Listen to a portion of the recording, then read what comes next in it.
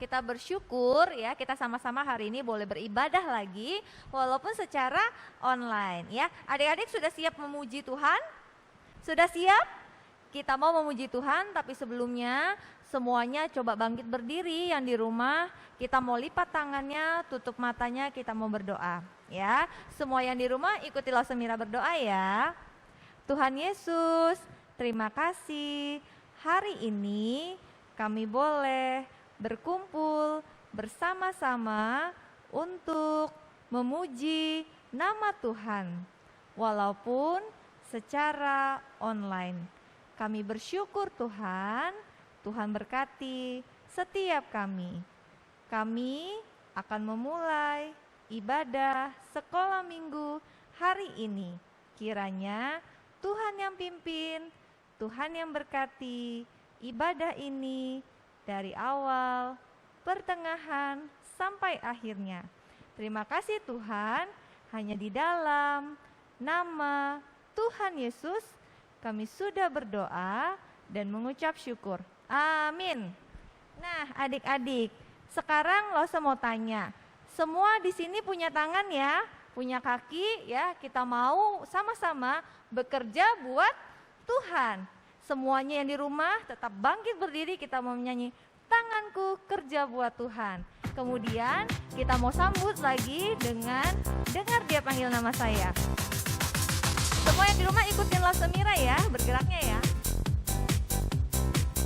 Tanganku kerja buat Tuhan. Kerja buat Tuhan, mulutku puji namanya, kakiku berjalan dari jiwa umatku besar di surga. Tanganku kerja buat Tuhan.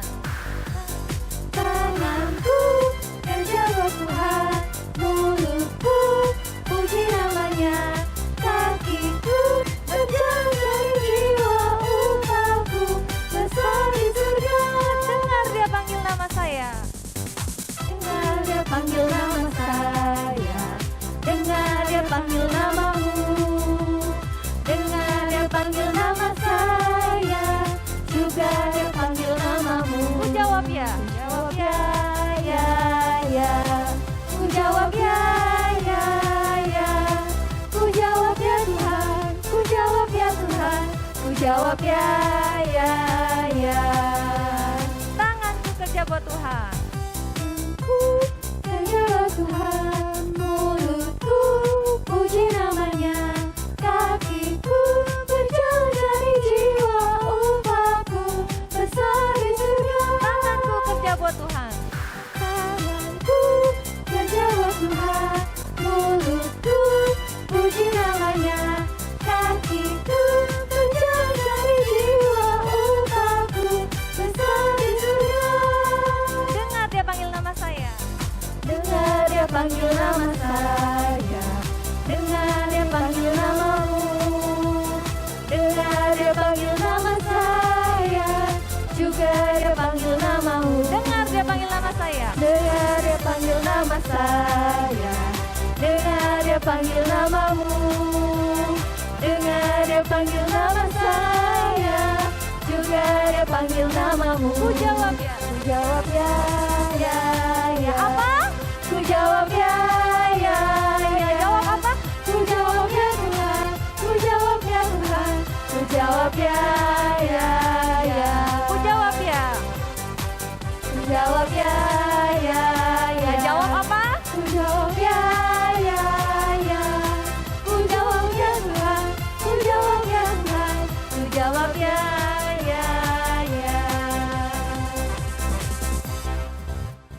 Oke, nah adik-adik ya, kita sama-sama bersyukur ya. Tadi Tuhan sudah memanggil nama kita dan kita menjawab, iya Tuhan.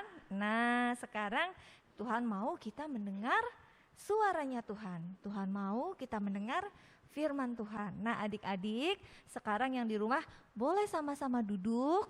Kita mau mempersiapkan hati kita untuk mendengarkan firman Tuhan. Kan tadi udah jawab ya, iya Tuhan. Nah kita mau sama-sama mendengar suara Tuhan. Kita mau menyanyikan, ku mau mendengar firman Tuhan.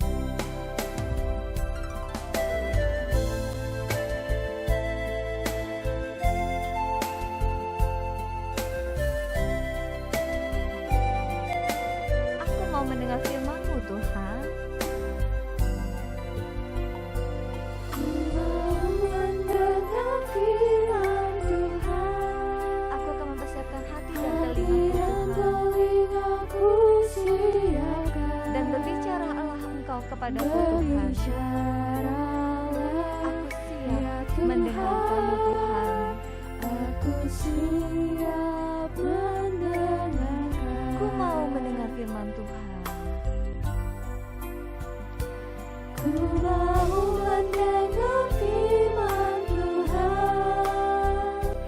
Hati dan telingaku siapkan. Berbicaralah ya Tuhan. Aku siap mendengarkan. Tuhan, aku mau mendengar suara-Mu Tuhan. Ku mau mendengar firman Tuhan. Hati dan telingaku siapkan. Berbicaralah ya Tuhan. Aku siap mendengarkan. Berbicaralah kepada kami ya Tuhan. Berbicaralah ya Tuhan. Aku siap mendengarkan. Berbicaralah kepada kami ya Tuhan. Berbicaralah ya Tuhan. Aku siap mendengarkan.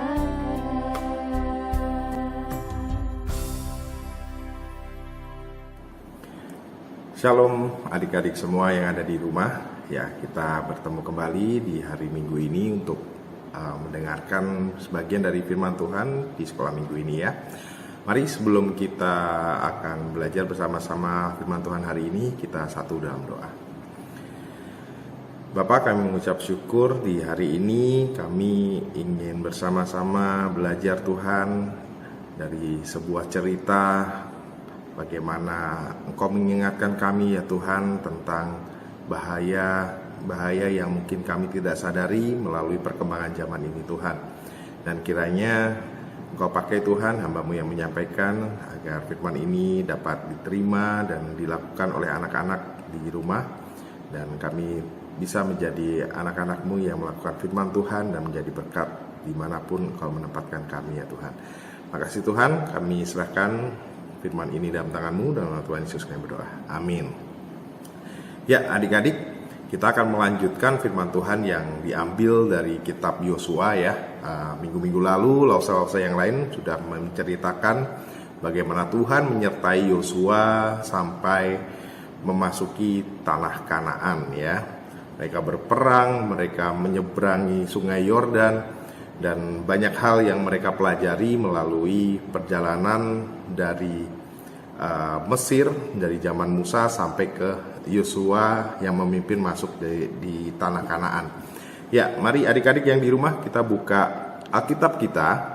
Kita buka dari Yosua pasal yang 9 ayat 1 sampai 16. Kitab Yosua.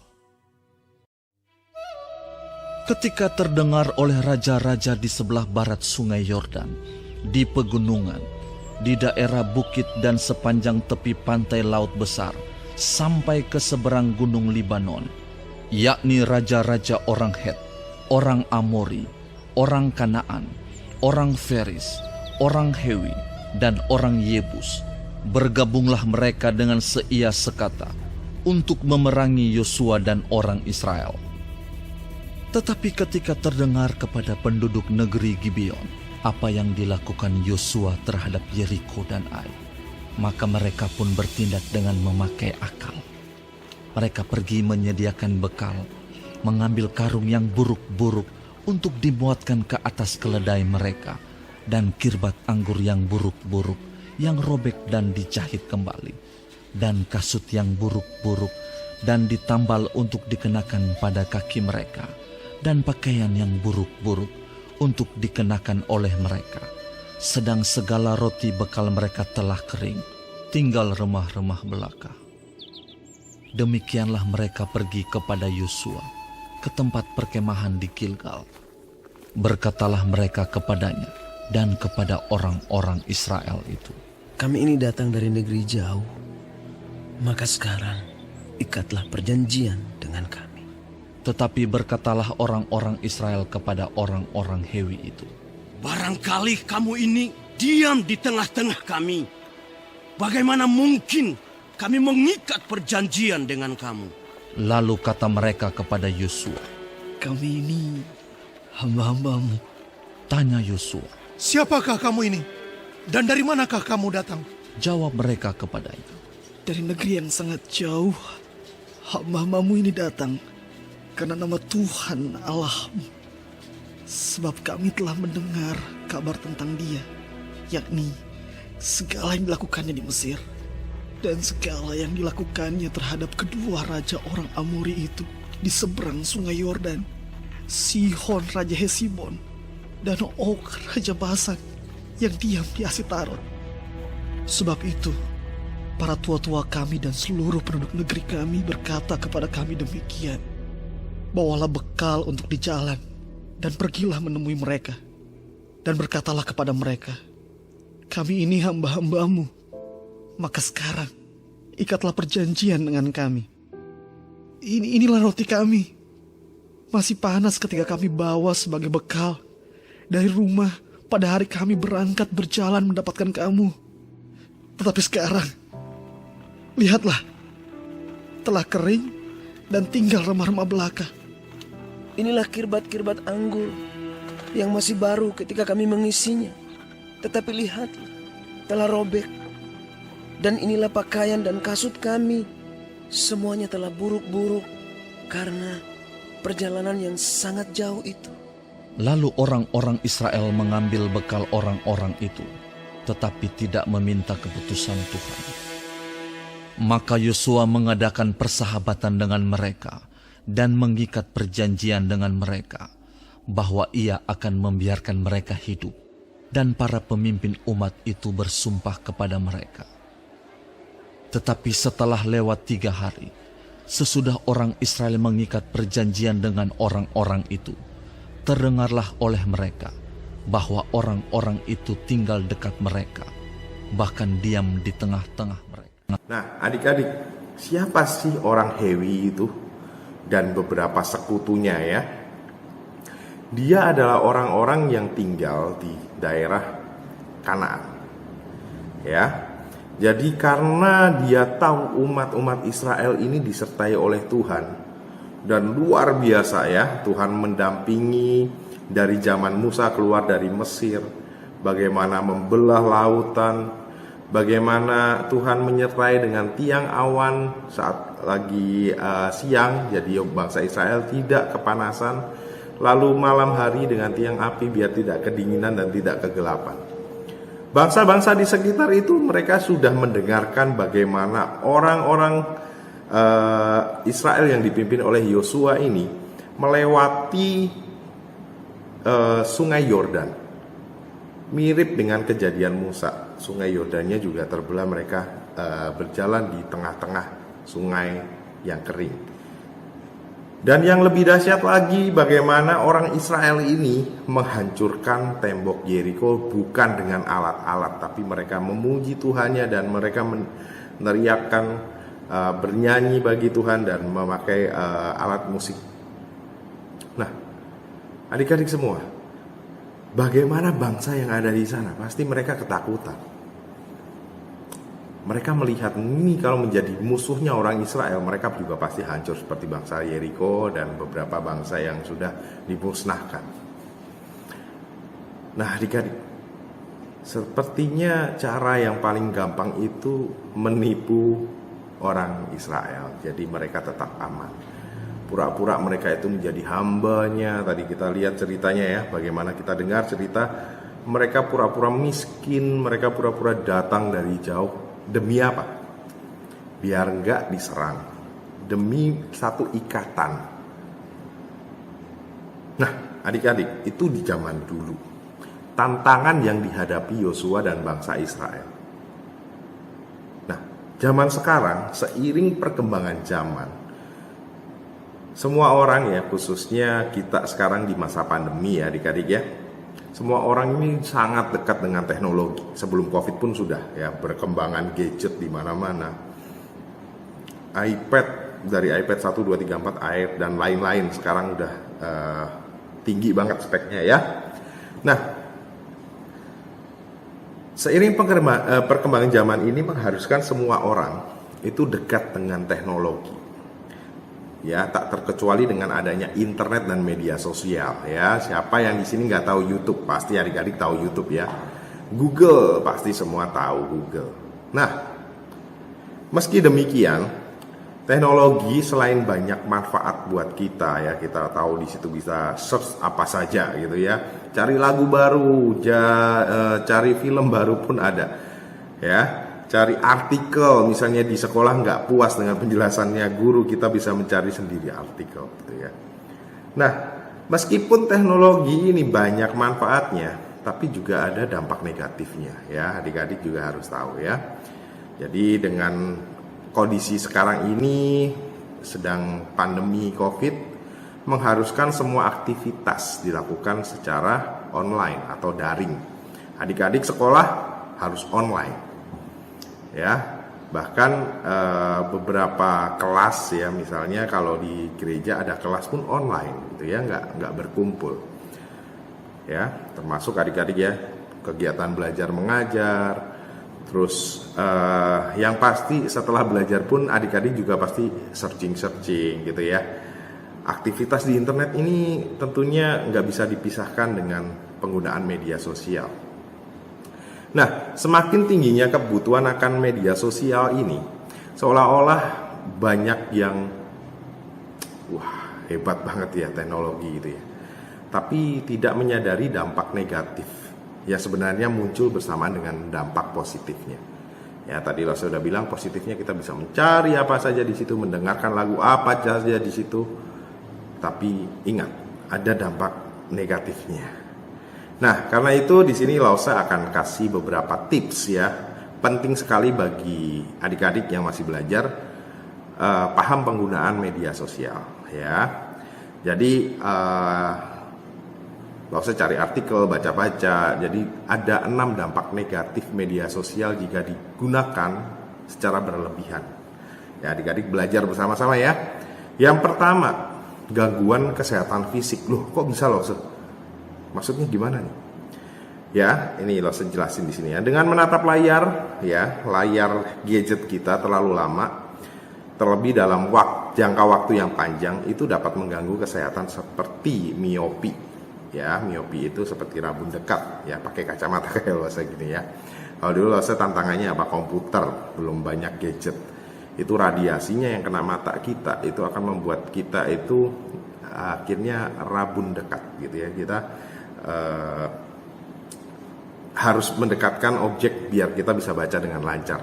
Kalau nggak bisa harus pakai kacamata atau soft lens seperti itu ya. Nah, selain itu adik-adik juga berpotensi mengalami mata kering, mual, pusing mungkin. Terlalu lama di depan laptop atau terlalu lama di depan gadget itu kadang pusing gitu ya. Nah, hal ini juga memicu rasa pegal atau leher kaku gitu ya, terlalu lama nunduk mungkin lihat handphone, atau yang adik-adik sambil tiduran gitu ya, udah ngantuk-ngantuk kelepas HP-nya kena kepala, stok. Hati-hati ya, kalau HP-nya ringan nggak apa-apa, kalau berat waduh bisa benjol gitu ya. Nah, yang kedua ini bisa menimbulkan selain fisik ya pertama ya, kedua ini menimbulkan gangguan mental. Loh, kok gangguan mental? Kenapa? Nah, sekarang ini ya, seorang sering banget menggunakan media sosial itu untuk mengekspos kehidupan pribadi demi terciptanya citra atau pesona di mata orang lain. Benar nggak adik-adik? Siapa yang main TikTok? Siapa yang jadi YouTuber yang suka melihat YouTuber yang selalu memamerkan kecantikan, kekayaan. Nah, oleh karena itu adik-adik akan sering melihat konten-konten yang mengundang kita tuh kagum. Kita jadi wah keren banget. Tertarik bahkan ingin melakukan atau memiliki hal yang sama dengan YouTuber atau konten kreator tersebut ya. Tanpa disadari kalian ini ya, adik-adik bisa akan membandingkan diri dengan orang lain. Merasa iri, merasa cemas, kok dia handphonenya baru terus. Atau kita frustasi bahkan emosi. Nah, hati-hati adik-adik ya. Jadi konten-konten yang hanya isinya memamerkan sesuatu itu perlu diwaspadai. Jangan sampai adik-adik tertarik dengan hal-hal seperti itu ya. Lalu yang ketiga, adik-adik juga hati-hati dengan sampai terpapar konten-konten negatif. Ya, di jagat raya internet ini yang sangat luas ada jutaan informasi yang adik-adik bisa dapatkan. Bentuknya seperti ini, kontennya seperti ini, itu dapat diakses dengan mudah. Media sosial yang menjadi platform bagi konten para pengguna sangat berpotensi menimbulkan atau memunculkan konten-konten negatif dengan beberapa unsur ya, termasuk unsur sara ya. Jadi ada ras, agama di situ ya. Nah, konten tersebut tidak baik untuk dikonsumsi oleh masyarakat, khususnya adik-adik yang masih kecil. Ya, karena akan membentuk cara berpikir adik-adik. Ya, jadi hati-hati, kita harus mensortir tontonan kita yang bermanfaat buat kita atau tidak. Yang keempat, adik-adik bisa terpapar hoax. Ya, banyak informasi yang tersebar, nggak ada bendungan di sana sini membuat adik-adik itu bisa kadang ragu, ini bener nggak sih beritanya? Atau jangan-jangan cuma hoax nih? Ya, dikabarkan misalnya nih ya, ada berita artis A kecelakaan meninggal dunia. Adik-adik langsung, bener nih kayaknya nih, forwardin deh ke grup keluarga, forwardin deh ke grup sekolah. Ternyata beritanya salah. Nah, karena itu adik-adik harus mengecek dulu validitas sebuah informasi yang adik-adik dapatkan ya. Jadi jangan langsung percaya atau langsung menyebarkan. Nah, hati-hati, jangan sampai kita menyebarkan berita-berita yang tidak benar. Lalu yang kelima, ini juga dampak negatif mengganggu relasi. Hati-hati ya. Menggunakan media sosial secara terus-menerus membuat kalian menjadi lebih fokus pada dunia maya dibandingkan dunia nyata. Hal ini menyebabkan relasi di dunia nyata menjadi renggang. Ya, baik dengan keluarga, mama papa, adik kakak, ataupun dengan teman-teman kalian. Ya, bukan tidak mungkin hal itu membuat kalian menjadi pribadi yang lebih tertutup dan sulit sekali bersosialisasi. Jadi, gunakan waktu untuk bersosial. Tidak hanya di depan gadget, tapi ya di lingkungan rumah kalian, tetangga, paling kecil ya papa mama. Seperti itu ya. Lalu yang keenam, bisa memicu kejahatan. Hati-hati ya. Ketika media sosial, tindak tanduk juga harus diperhatikan. Sebisa mungkin hindari berkomentar atau berbuat sesuatu yang tidak menyenangkan di media sosial. Karena ini bisa membuat orang lain sangat marah, sehingga mengincar kalian nanti di dunia nyata. Apalagi kalau kalian mungkin terkenal, gampang tahu lokasinya di mana. Kalian menyebutkan sesuatu yang menyinggung orang lain, hati-hati ya. Jadi data-data personal kalian itu jangan disebarluaskan di media sosial. Itu sangat bahaya. Jadi takutnya banyak orang-orang yang tidak bertanggung jawab yang menggunakan. Dan banyak kan sekarang penipuan pakai foto-foto yang tersebar di media sosial. Nah, Adik-adik, di zaman sekarang ini memang orang hidup berlomba-lomba untuk menjadi orang yang mungkin terkenal.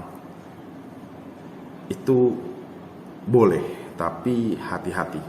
Kita harus waspada supaya tidak tertipu oleh orang-orang yang mengajarkan hal yang salah melalui konten-konten mereka atau melalui games ya. Ada games yang mungkin tidak benar. Adik-adik jangan ikutin ya. Dan YouTube tontonan-tontonan kalian harus sortir dengan bijaksana. Ya, supaya kita menjadi anak-anak yang sesuai dengan harapan Tuhan. Jadi anak-anak yang takut akan Tuhan. Sehingga nama Tuhan dipermuliakan dengan apa yang kita tonton, apa yang kita cari, dan apa yang mempengaruhi kita. Karena kita adalah anak-anak Kristus. Biarlah Kristus yang selalu menjadi filter di dalam kehidupan kita. Mari kita berdoa. Tuhan, terima kasih atas berkat-Mu pada hari ini. Kami bisa beribadah, kami bisa menggunakan media sosial, menggunakan internet untuk beribadah. Itu semua karena kemurahan-Mu ya Tuhan. Sehingga di kala pandemi ini kami dapat terus ikut sekolah minggu, belajar firman Tuhan.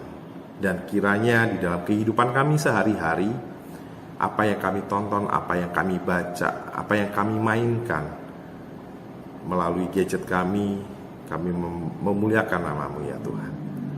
Dan kiranya tantangan-tantangan zaman sekarang yang sulit ini Engkau terus membimbing kami agar anak-anak ini Tuhan tidak tersesat dan anak-anak ini dapat terus bergantung dengan firman Tuhan sebagai pegangan dalam kehidupan. Makasih Tuhan, ini doa kami dalam nama Tuhan Yesus kami berdoa mengucap syukur. Amin. Adik-adik, kita bersyukur untuk firman Tuhan yang boleh disampaikan baru saja. Biarlah kita sama-sama bertumbuh di dalam Tuhan. Nah, kita mau meresponi firman Tuhan dengan menyanyikan Biar Aku Kecil Tapi Punya Iman Yang Besar. Yuk semuanya sama-sama kita bangkit berdiri, kita nyanyikan ya. Biar aku kecil, Biar aku kecil, punya iman besar. Biar aku kecil, aku tetap setia. Biar aku kecil, aku belajar taat. Biar aku kecil, mengasihi sesama. ada Yesus di hatiku. Ada Yesus di hatiku. Yesus adalah guruku. Yesus yang melatihku. Aku jadi kuat. Biar aku kecil, Biar aku kecil, punya iman besar. Biar aku kecil, aku tetap setia. Biar aku kecil, aku belajar taat. Biar aku kecil, mengasihi sesama. ada Yesus di hatiku. Ada Yesus di hatiku. Yesus adalah guruku. Yesus yang melatihku. Aku jadi kuat. Nah ya, jadi adik-adik ya, walaupun kita kecil, kita punya iman yang besar. Dan Yesus yang melatih kita sehingga kita jadi kuat. Nah adik-adik, kita bersyukur firman Tuhan sudah selesai, ibadah kita sudah selesai. Kita mau sama-sama berdoa untuk menutup ibadah kita. Semuanya adik-adik yang di rumah lipat tangannya, tutup matanya, kita mau berdoa. Ikutilah Semira berdoa ya. Tuhan Yesus, kami bersyukur kami sudah beribadah dengan baik. Biarlah puji-pujian kami menyenangkan hati Tuhan. Dan biarlah firman Tuhan yang sudah disampaikan boleh bertumbuh di dalam hidup kami. Dan kami boleh melakukannya di dalam kehidupan kami sehari-hari. Terima kasih Tuhan, kumpulkan kami pada ibadah sekolah minggu yang akan datang. Hanya di dalam nama Tuhan Yesus kami sudah berdoa dan mengucap syukur. Amin. Nah adik-adik, sampai jumpa lagi minggu depan. Tuhan berkati. Dadah.